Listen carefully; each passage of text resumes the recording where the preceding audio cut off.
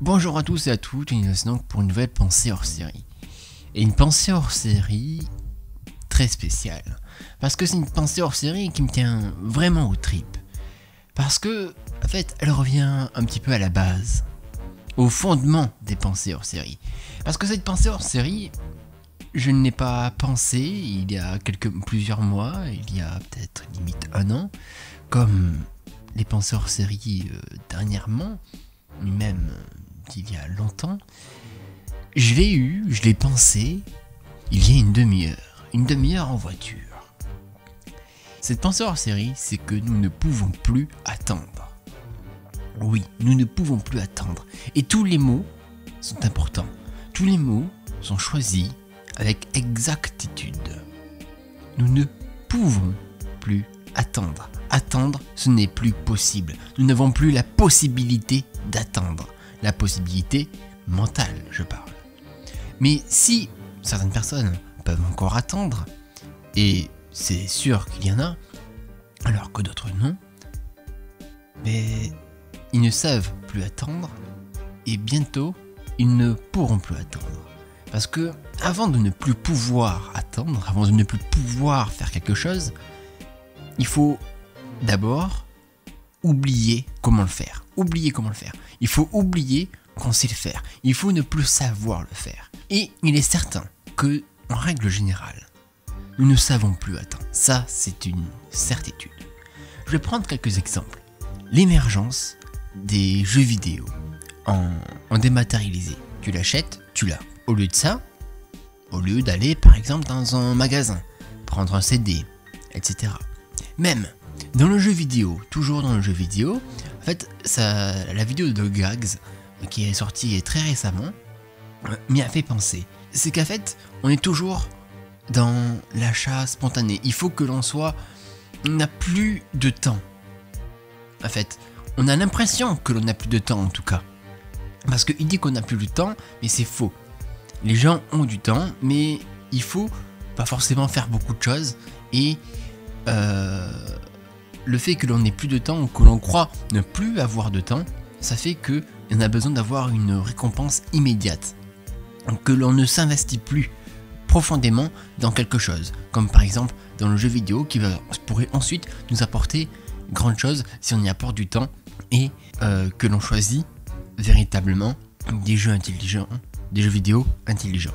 Mais ce n'est pas tellement ça qui m'a fait penser. C'est surtout Amazon. J'y ai pensé et je me suis dit, parce qu'en fait j'ai retourné un colis et je me suis dit, quand Amazon te dit vous pouvez le recevoir d'ici demain si vous commandez dans les 10 heures qui suivent, ça, cette mécanique, c'est fait pour pouvoir vous forcer à acheter. Vous dire vite, il y a une urgence, je peux l'avoir demain, je peux l'avoir, il faut surtout pas que je loupe cette occasion, je peux l'avoir le lendemain, voire même le soir dans certains cas. Et des fois il y a écrit vous pouvez le recevoir ce soir si vous commandez dans 1 heure. Et là donc tu te dis c'est une urgence. Alors que le produit il ne va pas disparaître. Le produit ne va pas disparaître.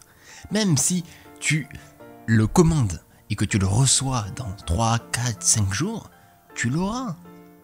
Ce n'est pas pressé, ta vie n'est pas en danger, la vie du monde n'est pas en danger. Tu vas pas perdre ton job. En parlant d'Amazon aussi, nous sommes prêts à payer un abonnement Prime pour Amazon pour avoir la possibilité de recevoir des produits plus rapidement. Et ça aussi c'est flagrant. Ils jouent sur ça du coup. Ils jouent sur le fait que l'on est tous pressés. Tous pressés notamment par Internet, mais plus précisément les réseaux sociaux. Même si en général c'est Internet. On a accès à toutes les informations que l'on a envie, du Japon, de Chine, par exemple avec le coronavirus, en France, aux États-Unis ou autre, en cliquant quelques clics instantanément. Nous pouvons discuter instantanément avec des personnes qui sont à l'autre bout du monde. Et je suis un exemple. J'ai abandonné les SMS. Pourquoi est-ce que j'ai abandonné les SMS au profit de Messenger ? Parce que les SMS, c'est plus long. C'est lent en fait. Ce n'est pas instantané. Alors que Messenger, t'envoies, pouf, la personne le reçoit, le lit, et te répond. Alors que les SMS, il y a toujours 30 secondes, 1 minute, ouais, des fois, c'est plutôt 1 minute de latence. Le temps que la personne écrive, en plus de ça, sur Messenger, tu peux voir quand la personne écrit, et donc tu te dis c'est bon, j'ai pas besoin d'attendre, il écrit. Tu sais quand la personne l'a vu. Même si sur les SMS aussi tu peux savoir quand est-ce que la personne l'a vu. Mais tu ne peux pas savoir si la personne écrit ou pas. Donc tu es obligé d'attendre. Et l'émergence des réseaux sociaux, que ce soit Instagram, Facebook, ou toutes sortes de choses à messagerie instantanée, c'est fait pour ne plus pouvoir attendre. Et c'est même pire avec les stories. Parce que tu es constamment sur ces réseaux sociaux qui t'obligent à rester ici pour avoir les nouvelles journalières de tes amis, des personnes comme ça. Genre, par exemple, là, tiens, si j'y ai pas aujourd'hui, je ne pourrais pas voir la story de machin, la story de bidule, ou les snaps de machin, les snaps de bidule qui ne durent qu'un jour ou deux. Mais outre la sphère du numérique, parce que là j'ai parlé d'Amazon, j'ai parlé du jeu vidéo, j'ai parlé des réseaux sociaux, mais outre cette sphère, il y a aussi une autre sphère où l'on ne peut pas attendre, on en a marre, c'est la voiture, ou en tout cas le trafic routier. Quand il y a des bouchons, quand il y a quelqu'un qui n'avance pas devant, on est généralement énervé.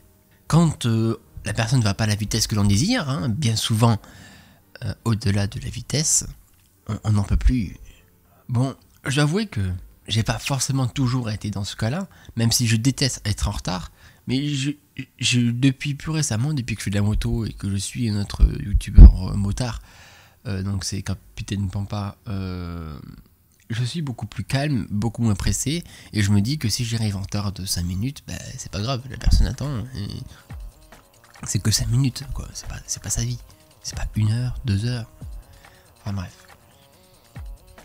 Donc je suis beaucoup moins stressé en voiture, je suis beaucoup moins essayer d'aller le plus vite, d'aller le plus rapidement, etc. S'il y a un bouchon, c'est pas grave, j'attends.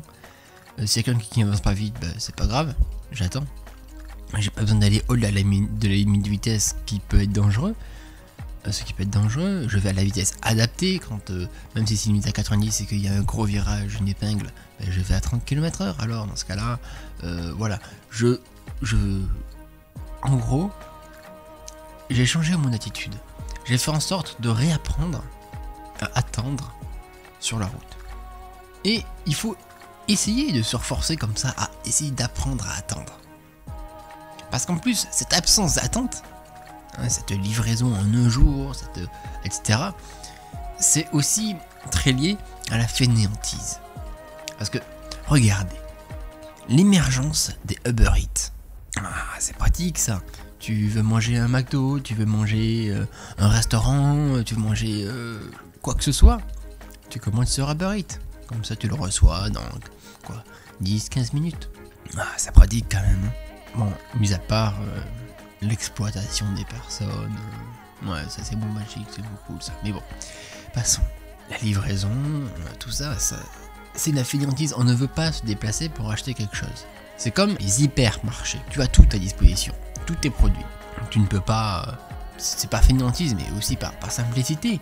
C'est sûr, c'est bien plus simple.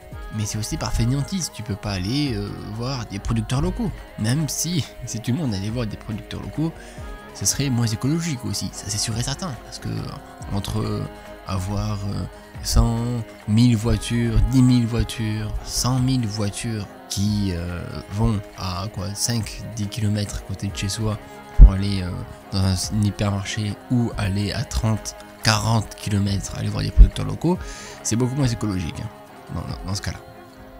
Enfin bref. Voilà, c'est à peu près tout ce que j'avais à dire. C'est un peu plus fourni. Là, bon, je tourne depuis 11 minutes. C'est un peu plus fourni parce que j'ai eu la réflexion immédiatement et c'est quelque chose qui me tenait un petit peu au trip et auquel j'ai vachement pensé quand je regardais la vidéo de Gags. Et d'ailleurs, normalement, là, donc, je l'enregistre samedi. Je la sortirai sans doute dimanche 9. J'irai directement à la montée.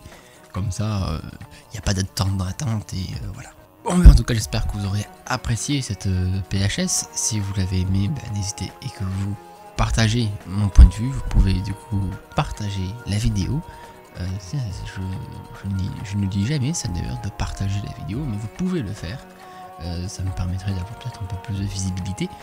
Mais vous pouvez aussi toujours aller voir mon site internet zeim.fr si jamais ça vous dit là ce dimanche-ci j'ai sorti l'avant-dernier article sur le guide pour bien débuter en photographie. Et je publie par écrit mes anciennes PHS, ça permet de les remettre un tout petit peu au goût du jour, même si pas totalement, parce que ces sujets, vu que je les ai déjà traités, ne m'intéressent plus en soi à y réfléchir autant qu'avant, mais voilà. En tout cas, je vous dis à une prochaine fois pour une nouvelle vidéo, une PHS, un flash peut-être. Allez, ciao.